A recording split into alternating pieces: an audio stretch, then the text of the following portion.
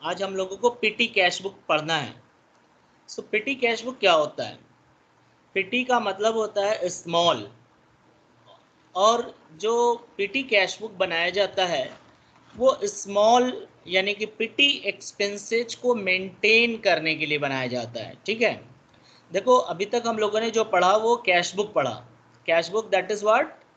Main cash book, this is the prime book every business organisation need to maintain it. हर एक business organisation maintain करता है। लेकिन आपको पता होगा कि बिजनेस में, ऑफिस में बहुत सारे छोटे छोटे खर्च भी होते हैं, क्योंकि बिजनेस की जो डीलिंग होती है वो ऑफिस से होती है। तो ऑफिस में बहुत सारे क्लाइंट आते हैं। अब क्लाइंट आते हैं तो उनके लिए रिफ्रेशमेंट वगैरह हो गया, ठीक है। फिर बिल वगैरह बनाना होता है तो स्टेशनरी आइटम्स हो गए, ठीक है। और भी इस तरीके से बहुत सारी छोटी छोटी खर्चे होते हैं। मान लो ऑफिस के काम से कोई लेटर पोस्ट करना हुआ, तो किसी एम्प्लॉय को भेज दिया, पियून को भेज दिया पोस्ट ऑफिस कि जाओ लेटर पोस्ट करके आओ, तो वो जाएगा, लेटर पोस्टेज, पोस्ट कार्ड वगैरह जो भी खरीदेगा उसके खर्चे हो गए, ट्रेवलिंग एक्सपेंसेज हो गया वहाँ तक जाने का, ऑटो फेयर वगैरह, ठीक है। तो इस तरीके से बहुत सारे छोटे छोटे रेकरिंग नेचर के एक्सपेंसेज होते हैं ऑफिस में। अब देखा जाए तो ये खर्चे 10, 20, 25, 50, 100, 150 रुपए के खर्चे होते हैं। अब इन सभी खर्चों के लिए अगर से हम अपना कैश बुक, मेन जो कैश बुक अभी तक बनाते हैं, अगर उसमें हम रिकॉर्ड करेंगे तो ये हेड कैशियर के ऊपर ओवरबर्डन हो जाएगा। अननेसेसरी छोटे छोटे काम, 10-20 रुपए के, 5 रुपए के काम को बार बार रिकॉर्ड करना पड़ेगा। तो इससे कैश बुक बहुत ज़्यादा लेंदी भी हो जाएगा, अननेसेसरी ओवरबर्डन भी होगा। तो इसलिए ऐसे जितने भी रेकरिंग नेचर के छोटे खर्चे होते हैं, पीटी एक्सपेंसेज होते हैं, इसको मेंटेन करने के लिए हम लोग एक सेपरेट अलग से पीटी कैश बुक बनाते हैं। जो पीटी कैश बुक बनाया जाता है इसे पीटी कैशियर बनाता है, यानी जूनियर कैशियर बनाता है। और जो कैश बुक होता है मेन, उसे हेड कैशियर बनाता है, ठीक है। तो हम लोग हेड कैशियर वाला जो कैश बुक था पिछले क्लास में पढ़ चुके हैं, और आज हम लोग पढ़ेंगे इसी के बारे में, पीटी कैश बुक क्या होता है, उसके फॉर्मेट क्या होते हैं, फीचर्स क्या है, पर्पस क्या है, एडवांटेज क्या है, ये सारी चीज़ें हम लोग पढ़ेंगे, ठीक है। So now I am going to start share.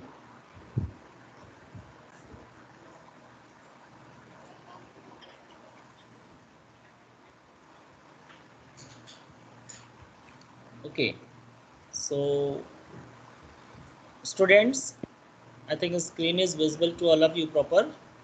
Yes, sir. Yes, sir. Yes, sir. Yes, Okay. sir.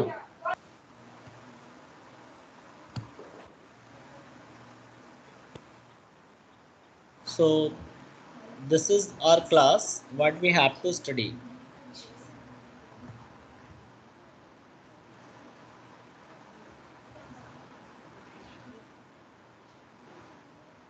So today's topic is petty cash book.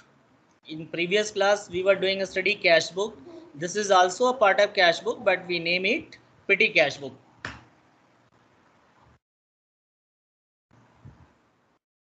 So as we know कि petty cash book is a part of cash book, so it is also known as subsidiary book or books of original entry.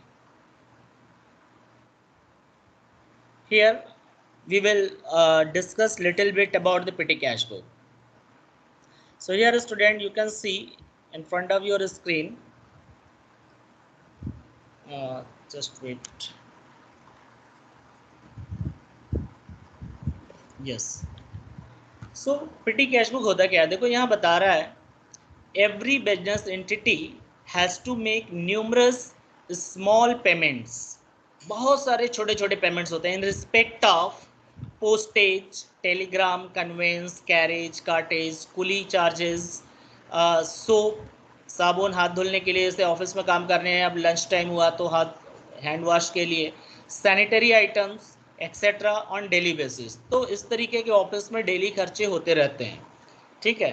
तो अब करते क्या है, अगर से हम इन सभी खर्चों को कह रहे हैं, if all these payments are handled by the cashier, cashier means here head cashier, and are to be recorded in the cash book, so he will not only be overburdened but the work of the recording will also be cumbersome. तो ये overburden ही केवल नहीं होगा, बल्कि वो बहुत ही ख़राब भी, बहुत अननेसेसरी सब कुछ लगने लगेगा उसमें, देखने में। तो इसलिए हम लोग करते क्या है कि टू अवॉइड दिस प्रॉब्लम इधर सेपरेट पर्सन इज अपॉइंटेड, एक अलग से हम पर्सन अपॉइंट करते हैं as a petty cashier, okay, या तो और अनदर क्लर्क, या कोई अपने बिजनेस ऑर्गेनाइजेशन में ऑफिस में कोई दूसरा कोई क्लर्क होगा उसको अपॉइंट कर लेते हैं, is given a charge to keep record of such petty expenses on monthly basis. So I think did you get this कि पिटी कैश बुक हम लोग मेंटेन करने के लिए पीछे पर्पस क्या है कि बहुत सारे स्मॉल रिकरिंग नेचर के एक्सपेंसेज होते हैं, और इन एक्सपेंसेज को अगर कैशियर मेंटेन करेगा तो अननेसेसरी ओवर बर्डन उसके ऊपर पड़ेगा, रिकॉर्डिंग का जो प्रोसेस है बहुत ही कम्बरसम हो जाएगा। सो टू अवॉइड दिस प्रॉब्लम हम लोग या तो पीटी कैशियर को अपॉइंट करेंगे या तो किसी क्लर्क को, कोई दूसरा क्लर्क हमारे बिजनेस में होगा उसी को हम ये जॉब असाइन कर देते हैं, ठीक है। सो हम लोग इसके आधार पे करेंगे। अब आगे देखते हैं कि और क्या करना है इसमें। सो यहाँ कह रहा है, एक लाइन में अलग से लिखा हुआ है, you can note it down also, the book in which such a record, यानी सच अ रिकॉर्ड मीन्स जो ऊपर जो पोस्टेज, टेलीग्राम, कन्वेंस, जो छोटे छोटे खर्चे हैं। So in the book in which such a record is kept and maintained is called a petty cash book, okay. ये तो हो गया बुकिश लैंग्वेज में हम लोगों ने समझ लिया पिटी कैश बुक होता क्या है, ठीक है। अगर हमें लिखने के लिए एग्ज़ाम में आ जाता है 1 मार्क्स या 3 मार्क्स में, 3 मार्क्स में आएगा तो 4 मार्क्स में आएगा तो हम लोगों को ऐसे बड़े से डिटेलिंग में करके लिखना होगा। अगर 1 मार्क्स में आता है तो सिर्फ एक लाइन में आप आंसर लिख सकते हो। आप इसका स्क्रीनशॉट ले लो, I am sharing the another slide, you can understand कि how to write in a single line. Done this screenshot? Yes, sir. Yes, sir. Okay, sir. Yes, sir. So meaning आप किड्डी कैश बुक। सो देखो बेटा ये simple सा है, पूरा study करने के बाद we can say the to handle petty expenses, petty means you are getting small, to handle petty expenses of each month, यानी हर महीने जो छोटे छोटे खर्च होते हैं, a separate book is maintained by petty cashier is called petty cash book, that's it. So जब आप पूरा डीप में पढ़ चुके हो उसके बाद ये लाइन आपको क्लियर कर देगा, to handle the petty expenses of each month, हर महीने की जो पीडी एक्सपेंसेज होते हैं उसको मेंटेन करने के लिए, हैंडल करने के लिए सेपरेट बुक इज मेंटेन्ड, एक अलग से हम लोग बुक मेंटेन करते हैं। और कौन मेंटेन करता है? वो पीटी कैशियर यानी जूनियर कैशियर जो अपॉइंट किया जाता है, is called PT cash book, okay. So this is clear. Next अब हम लोग पढ़ेंगे बेटा, इसमें एक नया सिस्टम है, ये आप लोगों को जानना जरूरी है, बीएचयू एंट्रेंस एग्जाम में या आपके एकेडमिक पेपर में भी पूछा जाता है। सो लिखा है imprest system of petty cash book. देखो अब ये होता क्या है। सो बेटा मैं बता दूं, इम्प्रेस्ड का मतलब यहाँ पर होता है एडवांस। इम्प्रेस सिस्टम मीन्स यहाँ पर हो गया advance system of petty cash book. इसको पहले हम पढ़ लेते हैं फिर हम इसको अच्छे से समझाते हैं आपको, ठीक है। So it is saying usually petty cash book is maintained on imprest system. तो जो पिटी कैश बुक है वो इम्प्रेस सिस्टम के आधार पे मेंटेन किया जाता है। Under this system petty cashier is given a fixed amount, यहाँ ध्यान रखना इस लाइन पे, पिटी कैशियर इज गिवन यानी पिटी कैशियर को दिया जाता है a fixed amount based on past experience. Past experience say rupees 2000 at the beginning of a certain period, say every month. देखो इसका मतलब क्या हुआ कि हम लोग पास्ट एक्सपीरियंस के आधार पे हमने पिछले सब महीने देखा कि लगभग हमारा 2000 रुपये छोटे छोटे पीटी एक्सपेंसेस के रूप में खर्च हुए, 2000 या 1990 रुपये वट एवर, तो राउंड फिगर में 2000 हमने मान लिया। तो ये 2000 रुपया मंथ के स्टार्टिंग में ही जो हेड कैशियर होता है वो पीटी कैशियर को एडवांस में दे देता है, कि पहले उसको दे देता है और बोलता है कि आप इसी में से इस महीने का खर्चा आप करो। जैसे होता है ना हर महीने का बजट बन जाता है हमको कि दूध वाले को इतना देना है, न्यूज़पेपर वाले को इतना देना है, ये सारी चीज़ें। ठीक इसी तरह का एस्टिमेट पास्ट एक्सपीरियंस के आधार पे जो छोटे छोटे खर्चे होते हैं बना करके एडवांस में पीटी कैशियर को दे दिया जाता है। And PD cashier is supposed to make the payment from that impressed amount. Okay, so आगे कह रहा है the PD cashier will go on making payments of PD expenses out of the impressed or starting amount. ठीक है, तो देखो समझ में आना चाहिए यहाँ पर क्या कह रहा है कि पीटी जो कैश बुक होता है, जो इम्प्रेस सिस्टम होता है, इसमें होता क्या है कि हर महीने की जो बजट होती है ऑफिस की, छोटे छोटे खर्चों की, वो पास्ट एक्सपीरियंस के आधार पे, यानी पिछले 1-2 महीने में जो खर्च हुआ है, जो रेकरिंग नेचर का अक्सर हुआ करता है, उसके आधार पे हम एस्टिमेट करते हैं, अनुमान लगाते हैं कि लगभग कितना रुपया खर्च होगा। तो उस अमाउंट को जो कैशियर होता है वो पीटी कैशियर को बिगिनिंग में हर महीने के दे देता है, सर्टेन पीरियड, या तो 15 दिन पे दे या तो मंथली दे। ठीक है, तो फॉर एग्जांपल हमने मंथली लिया है। अब पीटी कैशियर करता क्या है कि उसी इम्प्रेस्ड अमाउंट या एडवांस अमाउंट में से उसमें से खर्च करता रहता है। मान लो कि अगर उसका खर्च, उसे 2,000 रुपये मिला इम्प्रेस सिस्टम के लिए, जैसा कि लिखा है, मान लो उसका खर्च हो रहा है सिर्फ 1500 उस महीने, तो 500 रुपये का बैलेंस बच गया, तो वो बैलेंस दिखाएगा और जो कैशियर है वो इंस्पेक्ट करेगा किसको, स्टेटमेंट को। पीटी कैशियर अपना सारे खर्चों का स्टेटमेंट बना करके कैशियर को भेजेगा और दिखाएगा कि इतना रुपया खर्च हुआ, इतना बचा है। तो जितना खर्च हुआ होता है वो पैसा कैशियर फिर से अगले महीने की 1 तारीख को दे देता है, ताकि फिर से उसका इम्प्रेस सिस्टम मेंटेन रहे। मान लो 2,000 रुपये शुरू में दिया था और 1,500 रुपये खर्च हुए, 500 रुपये बच गया, तो अब जो कैशियर है अगले महीने की 1 तारीख को फिर से 1,500 रुपये देगा, ताकि उसका 2,000 फिर से हो जाए और फिर से वो उसमें से खर्च करता जाए। ठीक है, तो इस तरीके से ये मेंटेन होता है। सो देखो अब आगे एक पॉइंट लिखा है, if any month expenses exceeds then imprest cash. मान लो 2,000 रुपया दिया हुआ है इम्प्रेस्ड के रूप में, बट उसका खर्च 2,200 रुपये हो गए, तो अब पीटी कैशियर क्या करेगा, will ask for more amount in between the month. वो दिखाएगा सारा स्टेटमेंट भेज करके, सारा पैसा खर्च हो गया, हमें और पैसा चाहिए, तो वो उतना रुपया और उससे ले सकता है, बट स्टेटमेंट भेजने के बाद, सारा इंस्पेक्शन करने के बाद। अब आगे कह रहा है जो अभी मैंने बताया वर्बली, वही चीज़ क्लियर करेगा। If impressed cash is ₹2,000 and PT expenses is ₹1,500, यानी आपको एडवांस मिल गया पीटी कैशियर को 2,000 रुपये, और जो खर्च किया उसने उस पूरे महीने भर में 1,500 रुपये, तो पीटी कैशियर क्या करेगा, इज रिम्बर्स्ड, पीटी कैशियर को पैसा वापस मिलेगा 1,500, रिम्बर्स्ड ₹1,500 by the head cashier after examining the expenditure made by him. यानी पीटी कैशियर जितना खर्च किया है वो सारा एग्जामिनेशन करने के बाद, सारा इंस्पेक्शन करने के बाद लगेगा कि सही सही खर्च है, तो फिर हेड कैशियर उसको वापस से 1,500 रुपये दे देगा, so that again he is having ₹2,000 to spend for the next month, thus the system goes on। तो इसी तरीके से पूरे महीने पूरे साल चलता रहता है कि पीटी कैशियर खर्च करता रहता है एडवांस सिस्टम में से, इम्प्रेस सिस्टम से, और वैसे इम्प्रेस्ड कैश में से पैसा पेमेंट करेगा, जो बचेगा बैलेंस के रूप में रखेगा और फिर लेगा। ठीक है, सो ये हो गया आपका कॉन्सेप्ट कि कैसे हम लोग मेंटेन करते हैं। अब एडवांटेज, कुछ इसके फ़ायदे भी हैं, फ़ायदे को हम लोग को समझना है। ठीक है, तो फ़ायदा क्या है इसका हम लोग देखते हैं, पीटी कैशियर का। तो यहाँ पर कह रहा है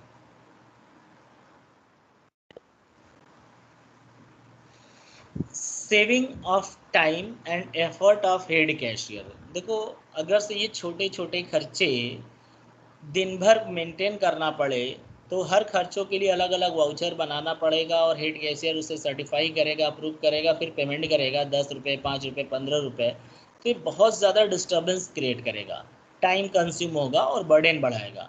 तो पीटी कैश बुक मेंटेन करने से एक फ़ायदा होता है कि ये हेड कैशियर का टाइम भी बचता है, एफर्ट भी बचता है। तो head cashier, here head cashier need not maintain a cash book और पीटी कैश बुक। ठीक है, पीटी एक्सपेंसेज के लिए उसे मेंटेन करने के लिए ज़रूरत नहीं पड़ता, so it saves time end of head cashier. ठीक है, next convenient recording.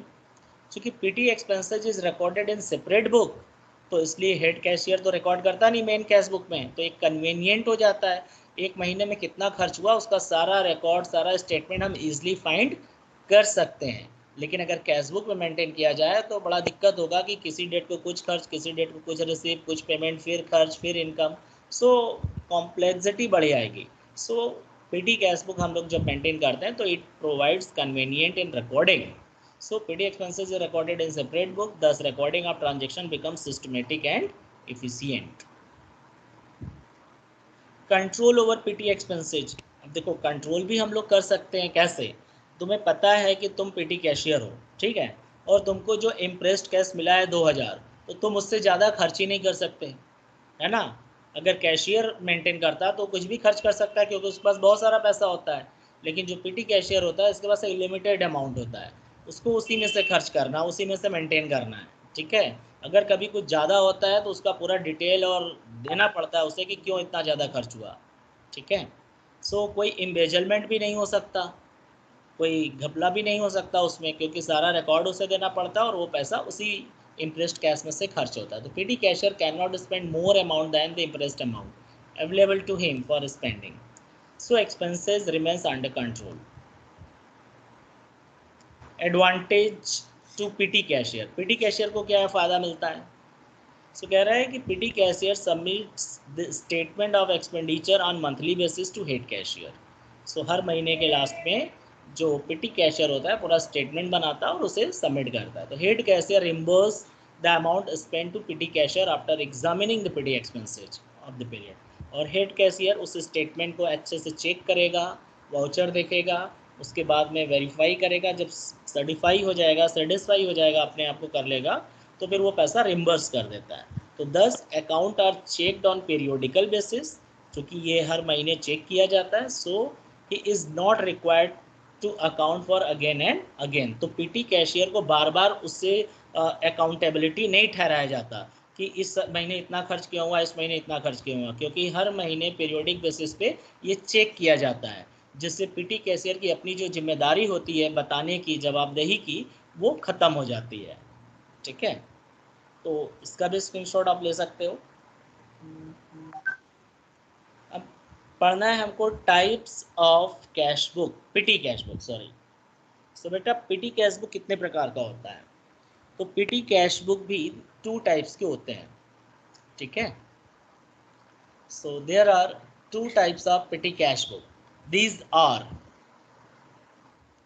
Simple petty cash book और एनालिटिकल पीटी कैश बुक. तो बेटा सिंपल पीटी में तो कुछ है नहीं ऐसा, बहुत सिंपल है, अभी मैं डिस्कस करूँगा. मेन इंपॉर्टेंट पॉइंट जो है वो एनालिटिकल पीटी कैश बुक है. अगर एनालिटिकल पीटी कैश बुक हम प्रिपेयर करते हैं तो ऑटोमेटिक स्टेटमेंट भी वही हो जाता है, क्योंकि उसमें हर एक एक्सपेंसेज का पूरा डिटेल होता है कि कौन सा एक्सपेंसेज कितने रुपए खर्च किया गया, किस एक्सपेंसेज पे, अलग अलग हम पता कर सकते हैं इमीडिएटली एट ग्लांस. ठीक है. तो जो एनालिटिकल पीटी कैश बुक है वो सिंपल पीटी का एक्सटेंडेड फॉर्म है. सिंपल पीटी में सिर्फ रिसिप्ट और पेमेंट के बारे में होता है. एनालिटिकल में पेमेंट के आगे एनालिसिस ऑफ एक्सपेंसेज होता है. पेमेंट यानी कितना रुपया किस चीज़ पे खर्च किया जा रहा है, उसके नाम से अलग अलग कॉलम बनाते हैं. तो हम लोग डिस्कस करते हैं सिंपल पीटी कैश बुक. ठीक है.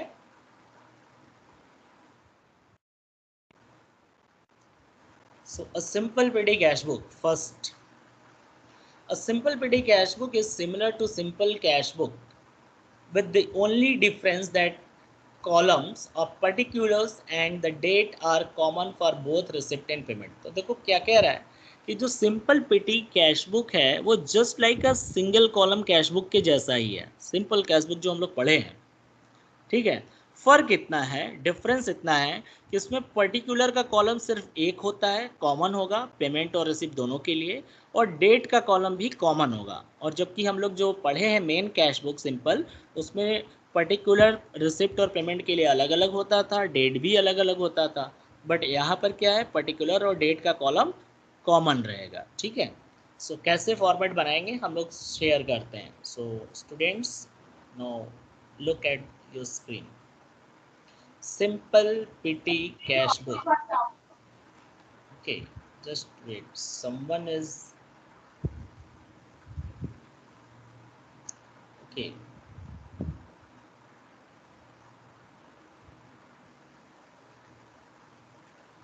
Yes. So डेबिट और क्रेडिट पता है आपको. देखो सामने डेबिट और क्रेडिट आया होगा. लेफ्ट हैंड साइड डेबिट होता है और राइट हैंड साइड क्रेडिट होता है. राइट. अब ये देखो आपके सामने आ गया स्टूडेंट्स, यहाँ पर डेबिट और क्रेडिट मैं एक्सप्लेन कर रहा हूँ, इस फॉर्मेट को आप अच्छे से समझोगे। You can take this screenshot, I will be explaining. So देखो डेबिट साइड में क्या होता है, रिसीव होता है, तो यहाँ अमाउंट रिसिप्ट का कॉलम सबसे पहला है, फिर उसके बाद LF का कॉलम है, देन आफ्टर डेट। ओके, सो देखो डेट का सिंगल कॉलम होगा एक ही, और पर्टिकुलर का भी कॉलम एक है। इसके बाद है voucher number and amount paid.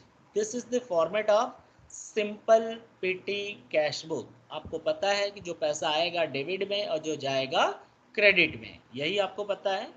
तो ये जो सिंपल पेटी कैश बुक है, इसमें पैसा बार बार नहीं आता, क्योंकि ये जो कैश बुक बनाया गया है इसका मेन पर्पस है टू मेंटेन पेटी एक्सपेंसेज, यानी इसमें सिर्फ एक्सपेंसेज ही होता है, पैसा सिर्फ एक ही बार मिलता है, जो से हम लोग इम्प्रेस्ड कैश कहते हैं। सो देखो यहाँ 2020 में जनवरी की पहली तारीख को टू कैश लिखा है। टू कैश कब लिखते हैं, जब पैसा आता है ना। यहाँ पर ध्यान रखो कि पैसा आ रहा है तो डेबिट, ठीक है, तो पैसा आ रहा है डेबिट। तो ये 500 रुपए जो है स्टूडेंट ध्यान से समझना, टू कैश के नाम से लिखा हुआ है, ये कैश को हम इम्प्रेस्ड कैश कहते हैं, ठीक है, what we call it, imprest cash. ये एडवांस में 500 रुपए मिल गए हमको। अब इसी 500 रुपए में से पूरे महीने भर हम खर्च करेंगे। जैसे 3 जनवरी को हमने पोस्टेज पे खर्च किया 100 रुपए, ठीक है, 3 जनवरी को पोस्टेज पे खर्च किया 100 रुपए।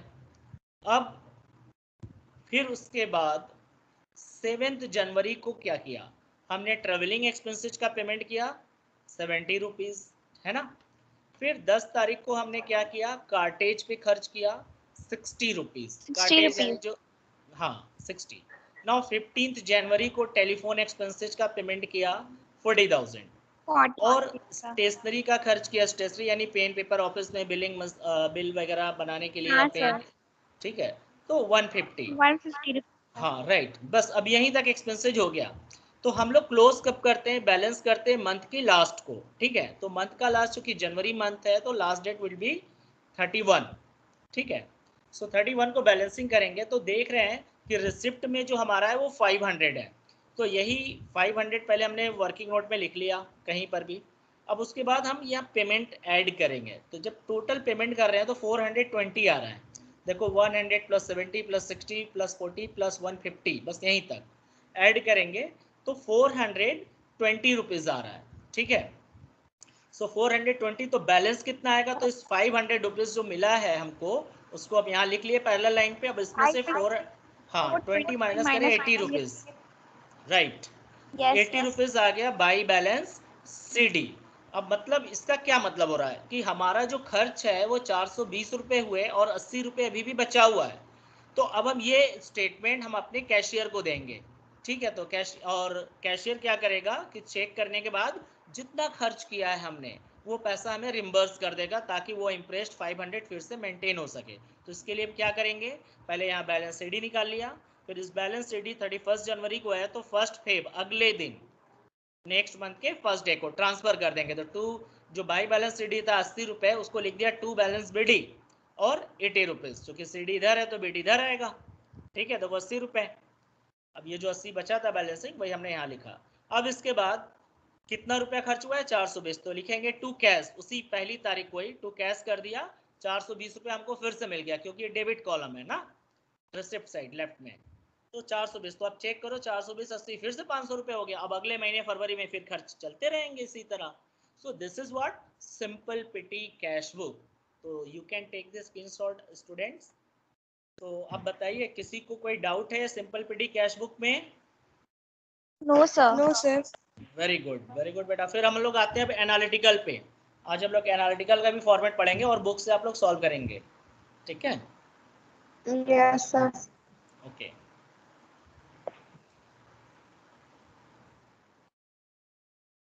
सो देखो बेटा आपके सामने यहाँ पर है analytical petty cash book. Just I am reading it, maybe सब font is blur, so that's why I'm going to read it. You can listen it. Second, नहीं सर क्लियर है। ओके बेटा, फिर भी मैं पढ़ ले रहा हूँ जिसको स्क्रीन पे कभी नहीं लेट से जाता है ना। तो एनालिटिकल पेटी कैश बुक और कॉलमर पेटी कैश बुक। सो देखो analytical petty cash book is just extended form of simple petty cash book, है ना। मैं इसको समझाता हूँ, इसमें फॉर्मेट में क्या क्या चीज़ें जो भी सिंपल में था सारा कुछ वही होगा। सो कह रहे analytical petty cash book has two sides, left side is used for recording receipt of cash. So देखो ये जो है लेफ्ट साइड जो अभी सिंपल में था वो अमाउंट रिसिप्ट वाला कॉलम डेबिट, ठीक है। And right side is use for recording payment, right hand side जो है ये अमाउंट पेड, ठीक है, वाउचर नंबर के just beside of the voucher number, ठीक है।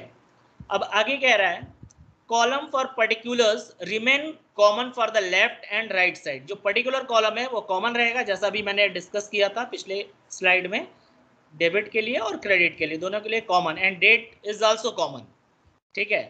सो ऑन राइट एक्सपेंसेज बोल रहा है कि on right side total of payment side is further सब डिवाइडेड। जो ये पेमेंट साइड है उसमें एक पार्ट और बनाया, देखो ये एनालिसिस ऑफ पेमेंट लिखा हुआ है ना, एनालिसिस ऑफ पेमेंट, इसके लिए यही कॉलम हम ऐड कर देते हैं।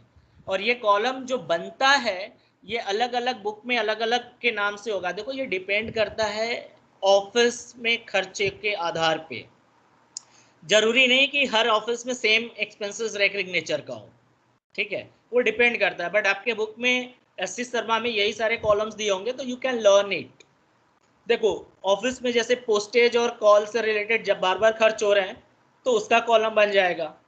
प्रिंटिंग एंड स्टेशनरी से रिलेटेड अगर रेकरिंग नेचर के खर्च है, हर महीने ही खर्च करना पड़ता है, तो इसका भी एक कॉलम बनेगा। ट्रैवलिंग एक्सपेंसेज अगर हर महीने कुछ ना कुछ ट्रैवलिंग के लिए किसी न किसी को भेजते रहते हैं तो उसका भी एक कॉलम बना लो। अब गुड्स वगैरह हम आता है अनलोड कराते हैं, कुली कार्टेज कैरिज ये सब पेमेंट करना पड़ता है अक्सर, तो इसका एक कॉलम बना लिए। इसके बाद आ जाता है मिससेलेनियस, जो बड़ा रेकरिंग नेचर का, मतलब रेकरिंग नहीं होता, मतलब ऑफेन बार बार ये नहीं होता, और बहुत सारे ऐसे भी खर्च होते हैं छोटे छोटे जो कभी कदार होता है, तो उसके लिए अगर हम कॉलम बनाएं और बहुत ज़्यादा इंपॉर्टेंट नहीं है वो, तो अननेसेसरी ओवरबर्डन होगा, तो इसलिए मिससेलेनियस बना लेते हैं, मिससेलेनियस एक्सपेंसेज। हम मेन कॉलम उसी का बनाते हैं जिसका हमें ज़्यादा डिटेलिंग रखना है और जो बार बार होता है, जिसका इंपॉर्टेंस है। और कुछ ऐसे खर्चे हैं, जैसे मोमबत्ती खरीदा, ठीक है, अब मोमबत्ती खरीदने का क्या करेंगे, अब उसके लिए अलग थोड़ी बनाने जा रहे हैं, मिससेलेनियस में डाल दिया, ठीक है। तो रिफ्रेशमेंट, अब रिफ्रेशमेंट अगर मंगा लिया कभी बाय द वे तो उसके लिए एक कॉलम बना लिया, मतलब मिससेलेनियस में डाल दिया। तो जिसका कॉलम नहीं होगा और ऐसा कोई भी एक्सपेंसेज है जिससे रिलेटेड कोई कॉलम हमने क्रिएट नहीं किया है तो वो मिससेलेनियस में चला जाएगा, ठीक है। और रिमार्क्स में अगर कोई रिमार्क्स लिखने की बात होती है, कोई स्टेटमेंट लिखना होता है तो we can write over here. So बेटा आप लोग देखो यहाँ फॉर्मेट ये आपके सामने है। पहला कॉलम है अमाउंट, दूसरा डेट, तीसरा पर्टिकुलर, फिर वाउचर नंबर, अमाउंट पेड। देखो ये सिंपल है, सिंपल वाला अगर लर्न हो गया तो ये कॉमन रहेगा उसी तरह। इसके बाद 1 2 3 4 5 6 कॉलम और ऐड हुआ है, जिसमें postage and call, printing and stationery, telephone expenses, coolie cartage and carriage, और मिससेलेनियस रिमार्क्स। तो you can learn it. So just now I am going to explain, okay. So you can see बेटा ये जो side है एक yellow arrow से आपको दिखेगा, ये आपका डेबिट साइड है, अमाउंट रिसीव्ड, और इधर जो आपका दिख रहा है ये एनालिसिस ऑफ पेमेंट है, सेकंड जो येलो कलर से दिख रहा होगा एरो, ठीक है। तो ये पेमेंट है और इधर रिसिप्ट है, ठीक है। और ये जो एक कॉमन पेमेंट का है सिंपल पेटी वाला, अमाउंट पेड, वाउचर के जस्ट बगल में, ये सब पेमेंट के लिए होगा और ये सिर्फ एनालिसिस है, ठीक है। सो देखो आप यहाँ पर ये जो कैश मिला है, यहाँ पर इस क्वेश्चन में इम्प्रेस्ड कैश मैंने लिखा, देखो आप डेबिट साइड में 2020 में जनवरी 1 को टू कैश अकाउंट लिखा है, आपको कितना मिला 100 रुपीज़। सो ये 100 रुपीज़ क्या है, इम्प्रेस्ड कैश है, मतलब एडवांस में आपको मिल गया। अब इसी 100 रुपीज़ में से आपको पूरे महीने खर्च करनी है, ठीक है। सो पूरे महीने खर्च करना है, तो देखो आपने 4 जनवरी को खर्च किया पोस्टेज पे 15 रुपये, तो पेमेंट में 15 रुपये लिखा, चूँकि पोस्टेज है तो पोस्टेज का कॉलम भी देखो आपने बनाया यहाँ, तो 15 रुपीज़ पोस्टेज में भी लिखेंगे, ठीक है। पेमेंट में तो लिखेंगे ही, साथ में उस हेडिंग वाले कॉलम में भी लिखेंगे। 6 तारीख को आपने स्टेशनरी पे खर्च किया 10 रुपये, तो 10 रुपये पेमेंट में तो लिखा और साथ में स्टेशनरी वाले कॉलम में भी 10 रुपये लिख दिया, ठीक है। फिर आपने 8 तारीख को चौकीदार को दिया 20 रुपये, ठीक है, तो 20 रुपये दिया, और चौकीदार के नाम से कोई कॉलम बना है या नहीं बना है, तो चौकीदार को मिससेलेनियस एक्सपेंसेस में डाल दिया, ठीक है। अब 9 तारीख को 9 जनवरी को कुली एक्सपेंसेस दिया बेटा। सो कुली के लिए कितना दिया, 10 रुपये। तो कुली के नाम से कॉलम बना है, कुली, कार्टेज, कैरी जो भी आ रहा है वो कुली वाले में हो गया, राइट। अब कुछ नहीं है, मान लो मैंने एक एग्जाम्पल के लिए स्पेसिमेन है ये, this is not the question, real question. तो यहाँ तक हो गया। अब हमने मान लो 9 जनवरी तक सारा हो गया, तो हम टोटल करते हैं। अब खत्म हो गया मेरा, मान लो कि इसके बाद कोई खर्च नहीं है इस महीने, तो महीने के लास्ट को हम टोटल करेंगे। तो टोटल पेमेंट आ रहा है 55 रुपये, ठीक है। और रिसिप्ट कितना था टोटल, 100 रुपये। तो 100 रुपये यहाँ भी लिख लिया, ठीक है, दोनों साइड। अब 100 रुपये में से 55 माइनस किया तो 45 बचा, ये लिख लिया बाई बैलेंस CD 45, ठीक है। क्रॉस चेक भी कर लो, 55 रुपये जो 55 रुपये खर्च हुए हैं उसमें कितना रुपया किस चीज़ पे हुआ। तो पोस्टेज पे हुआ 15 रुपीज़, प्रिंटिंग पे हुआ 10 रुपीज़, टेलीफोन ट्रेवलिंग एक्सपेंसेस में नील है इस बार अभी, कुली, कार्टेज और कैरिज पे 10 रुपये, मिसलेनियस पे 20 रुपये। तो हॉरिजॉन्टली अगर आप ऐड करो यू विल गेट 55,000, ओके। सो अब आपको पूरा क्लियर हो गया कि 55 रुपये में से कितना कितना रुपये किस चीज़ पे खर्च हुआ, ठीक है। सो अब यही 45 रुपीज़ जो बैलेंस बचा you will transfer to the next month on 1 February to balance BD 55 rupees, हो गया। तो आपने 55 रुपीज़ का स्टेटमेंट हेड कैशियर को दे दिया। सो हेड कैशियर क्या करेगा, इसका एनालिसिस करेगा। देखो ये एनालिसिस ऑफ एक्सपेंसेस के नाम से आया होगा नीचे, ये पूरा एनालिसिस करेगा, चेक करेगा कि यहाँ कितना कितना खर्च हुआ और क्रॉस चेक करेगा कि सही है या नहीं। उसे लगेगा सही है तो ये 55 रुपीज़ अब आपको क्या करेगा, रिम्बर्स कर देगा। तो 55 रुपीज़ देखो डेबिट में फिर से मिल गया on 1 February to cash account, है ना। तो आपको समझ में आ गया होगा कि पीटी कैश बुक कैसे बनना है। तो सिंपल पीटी कैश बुक आया तो उसी के बाद ये कॉलम सिर्फ ऐड कर लेना है। अब लर्न कर लोगे नेम, इतना ही आएगा ये, ठीक है, आपके बुक में। और ये इम्प्रेस्ड कैश लिखने की जरूरत नहीं है, just I have written to explain कि व्हाट इज इम्प्रेस्ड कैश और एनालिसिस ऑफ एक्सपेंसेस क्या है, ये एनालिसिस ऑफ पेमेंट लिखा हुआ है। और डिटेलिंग है, डेबिट अमाउंट में क्या लिखते हैं, represent starting imprest amount. Date में क्या होता है, record the date of different transactions. Particulars, you know, it is the common for both debit and credit items. For debit items we write to cash account and for credit item we write by expenses account, okay. Voucher number, अब different expenses are noted, जब दिया होगा तो आप note करोगे, नहीं दिया है तो आप डैश करके उसी तरह छोड़ दो।